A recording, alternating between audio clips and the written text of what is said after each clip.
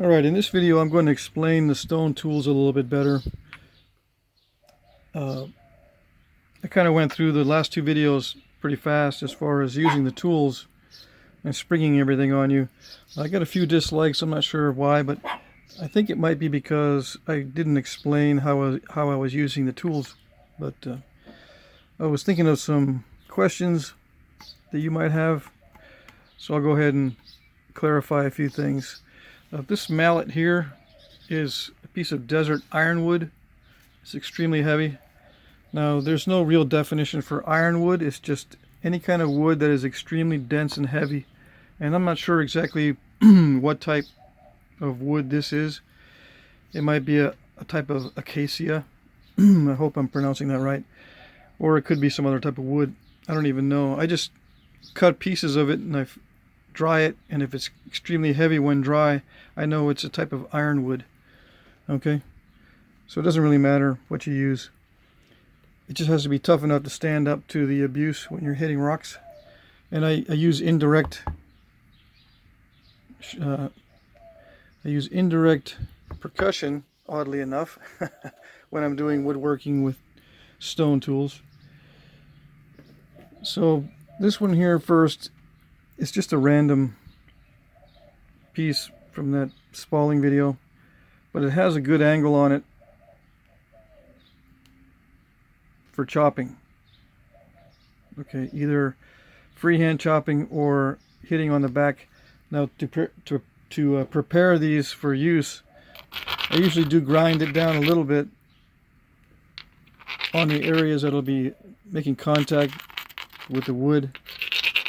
I was getting some flakes flying off, especially on one of these corners as I was hitting it in the beginning. But yeah, you can grind down the sharp edges on the areas that you expect to be in contact with. Okay, so that's that one there. I was using it freehand because it's got enough weight to it that I can chop freehand with it, or with the ironwood mallet. Okay, it doesn't slice very well. It kind of smashes the fibers of the wood, but it works well enough for these small diameter shoots. There, you can also use a larger chopper. Like this was one of the larger spalls I removed. Same idea.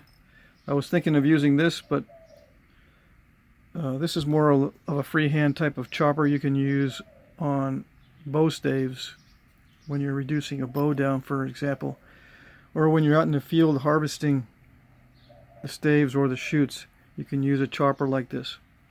Okay, so it's weighty enough that you can use the weight of this tool to do most of the work.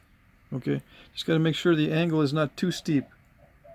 This is almost getting to the point where it's a little bit too steep, and it'll chip a lot with hard wood. But you can go back, and if it does chip, you can resharpen it to some extent with a pressure flaker or just with a little bit of a hammerstone work, just to get an edge back on there. You don't want flat spots, and it doesn't need to be too sharp. Again, you're pretty much just smashing through, but it's good enough for small diameter. Now this stump here is elm, because that's what I have a lot of here. It's considered a trash wood here in my area, so there's a lot of it in the landscaping dump, where everyone goes to dump their landscaping material that they've trimmed or gotten rid of, as far as organic landscaping and trees and all that kind of stuff are just dumped in this one spot here where I live. The city takes care of this stuff and makes a mulch out of it. Anyway, if I can go in there and collect firewood and so forth, and I collect these stumps. Now I modified this by making the top rounded. I like a rounded surface. I just put a chamfer actually on the sides. It's not really that rounded up on top. And this channel here is obviously for holding pieces of wood and sticks more securely. And I did that with a modern saw and a chisel.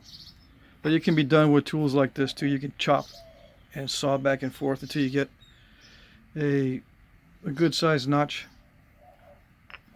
Okay, and it can be any wood, doesn't have to be elm. Okay, it's just as long as it's a hardwood that's nice and sturdy, that won't deteriorate too fast when you're working on it. If it's a soft wood, it'll dent real easy, and sometimes it'll splinter on the sides. Now this one here, I was chopping the notch with. I was able to get inside the notch with this tool. It's just a flake. The bubble of percussion is right here, and the flake fanned out this way. I did not modify it at all. Okay. Again, when we're chopping, I don't know if I mentioned this, you got to be careful not to move the chopper in this direction. It has to be straight up and down, straight up and down. Because if you're prying with it, or you move it either to this side or that side, it's going to snap off that point. Now this stone is really tough, so it holds up to some abuse, but it will still snap. If I dig it in and then move it to the side, it'll snap off. So I got to be very careful going exactly straight up and down with this. Now the way I was using it, again, I ground down the sharp edges a little bit so I wouldn't cut myself, and there was some jagged spots here. So, and then you figure out what feels comfortable in your hand. Yeah, I think I was using it like this. Okay, very similar to a hand axe that is fully chipped. This is not modified at all. It's just a flake. And there was some damage to it when I first started because it was kind of thin, but eventually it'll be knocked back to a thicker edge and you won't get any more major chips coming off.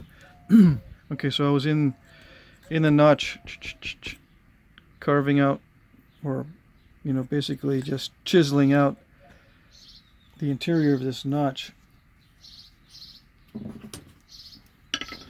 Now if you look, it's pretty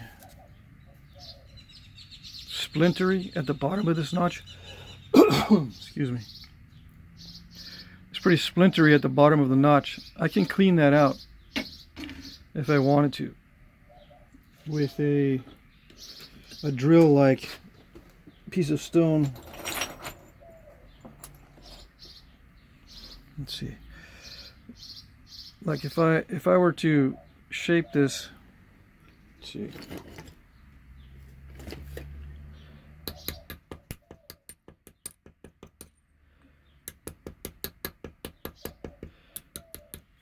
Just kind of whittle it down to where it looks like a straight sided chisel. It already has that chisel type of side profile. I can get in there and chisel out the bottom of that.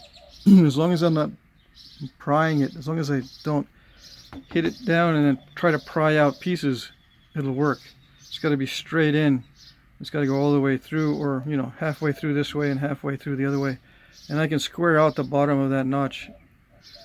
But this particular base has a rounded notch in the bottom, which fits very well with this rounded mass of splinters in the bottom of the notch here, so I wasn't worried about it. You know what I mean?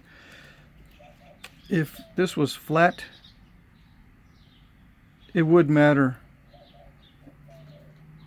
that the bottom of the notch would need to be flat. It does matter if the base is flat, the bottom of the notch should be flat too. But since this is rounded, it gives me some leeway to where the bottom of this notch doesn't need to be perfect. I've got a good edge on this. I can go in here and saw back and forth to take more time and be more neat about it. But I don't think it's necessary. Uh, some may think that maybe that split would weaken this joint, and this arrowhead would just, upon impact, would uh, go into that split, and there's not much use for having any kind of bottom of that notch when that arrowhead just going to sink into that split. Yes, that is true. It will, or it might do that, but it may do that regardless of a split or not. You know, if it's fully closed, this arrowhead could still split that, because the bottom of that arrowhead is wedge shaped, so it could just wedge a split into there anyway. But yeah, it's weaker like this than without the split. That is true, which means you need to wrap it with something strong. Sinew is stronger than bast fiber. Sinew is stronger than this fiber here. Okay. Would I keep it this way when I use it? There's some gaps in here. Is this the final state? No, I would probably put another wrap over the top in these areas where there's gaps. Now, why are there gaps here and not here? This particular piece was rather thick, all right, and it just shrank more. I guess it had more water in it than this particular piece, so and also maybe it glued itself better to the wood than it did up here to this stuff, so this down here didn't shrink down as much because it's kind of sticking to the wood. But there are some gaps in here too, slight gaps. But anyway, this shows you the unpredictable nature of the plant fibers. So yeah, I would probably put another layer over this to make it stronger, both because it's weaker than sinew and because it shrank a lot, and I'd rather have a little bit more on there just to make it secure, especially if I was using it as a knife. You know, and as a knife I would put glue over the top of this wrapping, because it does reconstitute itself and become wet and loose very easily. Now, I did use elm fiber for this, or elm bast, and many of you may be thinking, well, I can't get elm because Dutch elm disease has killed all the elms.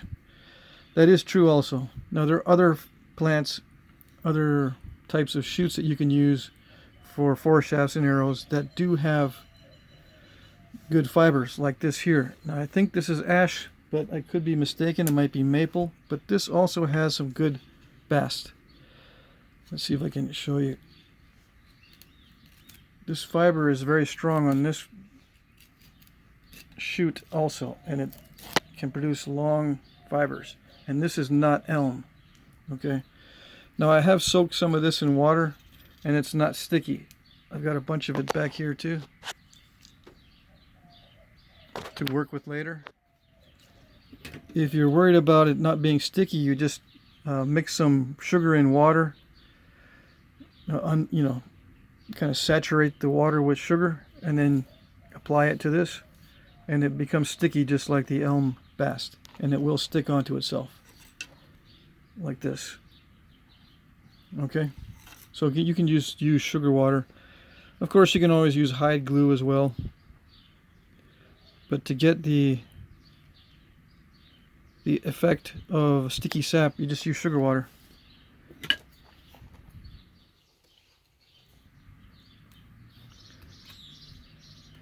You'll have to trim off the outside bark. This bark is already dry, so you got to be careful it doesn't slip off as easily as when it's wet. I suppose I could soak this and then remove the outer bark.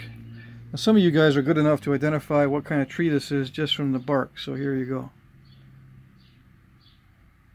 Maybe some of you can put the type of bark or the type of tree this is in the comments, but it's got these leaves on both sides here, and then it alternates. You know what I mean? It comes out the sides here, and then here it's on that side. So it alternates. The leaves are not all on the same side. The stems are not all on the same side like elm is like that, but this is opposing stems. Okay, so I don't know what types of trees do that. Ash might do it. This might also be maple. Okay. And there are various other hardwoods out there that are similar to this. This came from Mississippi, by the way. Okay. But I chose it because it was given to me for one, and then two, it's easy to work because it does stand up to abuse, but at the same time I can split it easily. This split, it was exactly down the center and it wasn't difficult to do. On some woods, when you try splitting it, it runs off to the side quickly. Okay. Let's see what else. Not all of these foreshafts were done this way with shoulders. A lot of them were just simply tapered. Now, does that affect penetration? Yes. If you have a reed or something that you're inserting this into that has a transition, a bumpy transition between the foreshaft and the wood that you inserted it into, yeah, it'll stop. It'll tend to stop there when it in the wound. You know what I mean? You know what I mean? If it hits a bone or a rib or even the hide, a larger diameter will stop or slow it down and keep it from penetrating, unless there's a lot of power behind it. So yeah, that's one advantage of a shoulder, is that it smooths out that transition a little bit better than just sticking it into the end of a reed and having a very sharp transition. But the sharp transition can be used too. Just extend the foreshaft out to however long you think you need to make a good kill shot. Like sometimes you need to penetrate quite far, especially if you want to get both lungs, or if the heart is deep within a layer of fur and fat, you need a long foreshaft. So you just extend the foreshaft for however long you think you might need, and make sure everything is smooth. Right now this is kind of rough. You can hear the roughness of it. It can be sanded down slightly, although I don't recommend it too much. I'd rather just put a coating of pine pitch or something over it, because you start sanding on this and the fibers will lift. Okay. Also, when I was shaving the wood, I was using the broken preform, and I don't think I got a close-up of the process. Let me do it this way so you can see. The 90-degree edge here is good for scraping.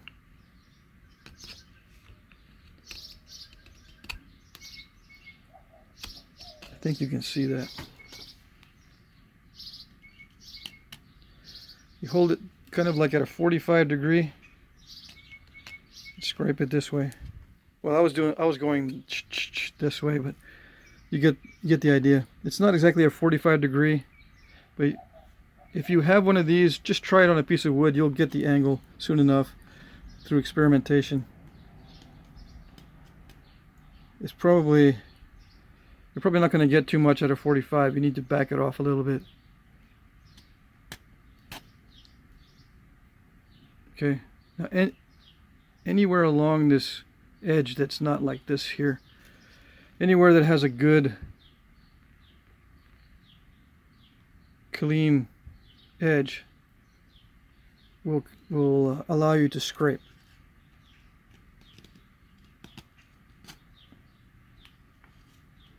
Even on a tough bark like this that's, you know, very dry, you can still scrape effectively. Okay, I push because it's much easier that way, and it's also easier if you have a larger broken preform. Okay, now the corners of this preform can be used as gravers.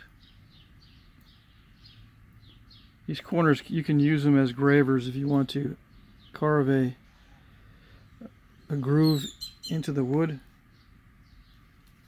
Of course, this is an art unto itself. It's difficult to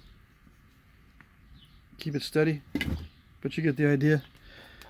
Same with this one here. These corners can be used as gravers to, you know, put marks into the foreshaft. And I was also using it to mark the end, the bottom of that notch to begin with. I marked it with this point. Kind of broke out some of the fibers too.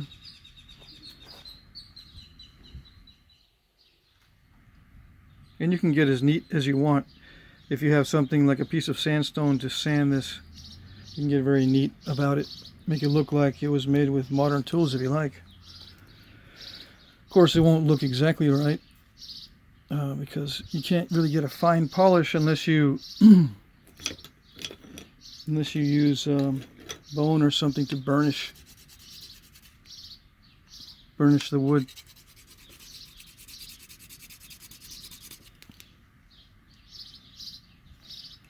Let's try something else. And some wood will not burnish very easily, especially if it's not dry yet.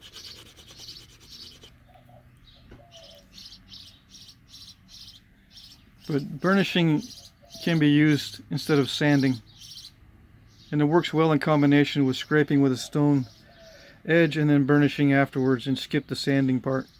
But I sanded this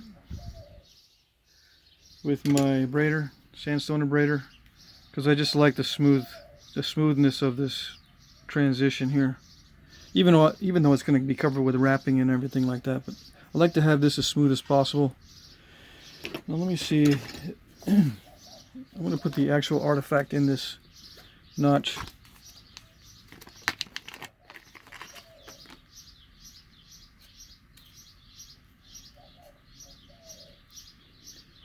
And you know, it will fit because this split allows a certain amount of variation. Okay, but if I didn't want it to be split out that much, I can just go back in and take more out from inside that notch.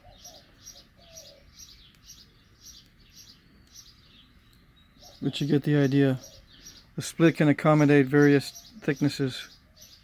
So you can have one guy making a bunch of foreshafts, have a little split in here like this, and it'll accommodate various sizes with very little modification. And you might modify it just a slight bit by either sanding or chopping out a little bit more from here.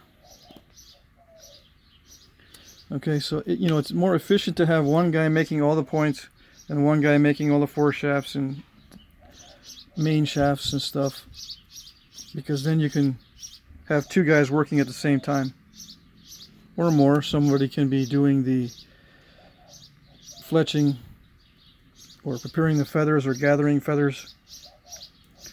Alright, so hopefully that explains things in better detail. That's it.